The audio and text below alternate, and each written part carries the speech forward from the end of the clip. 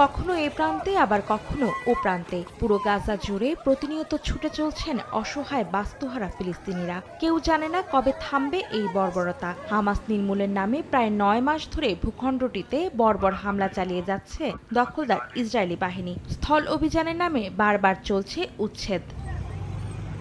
রাফায় অভিযানের পর এবার মধ্য গাজা জুড়ে হামলা অব্যাহত রেখেছে তেল আবিব বাহিনী। পূর্ব সতর্কতা অনুসারে তাই এই অঞ্চলটি ছাড়ছে বাস্তুহারা ফিলিস্তিনিরা। শুক্রবারের হামলায় 2 সাংবাদিক সহ মারা গেছেন বেশ কয়েকজন মানুষ।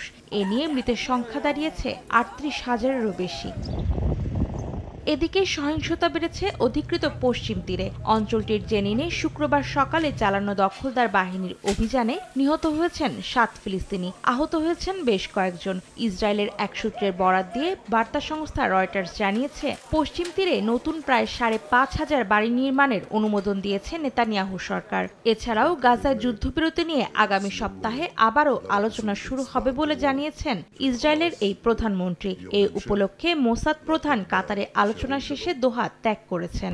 নগদের কাছে সব গ্রাহকই প্রিয়, তাই তো সারা দেশে ক্যাশ আউট চার্জ সবচেয়ে কম। অন্যদিকে রাফার তাল আস সুলতান এলাকায় একটি ইসরায়েলি ঘাঁটিতে হামলা চালানোর দাবি করেছে ফিলিস্তিনের সশস্ত্র গোষ্ঠী হামাসের সামরিক শাখা কাসাম ব্রিগেড। অন্তরা সেন, সময় সংবাদ।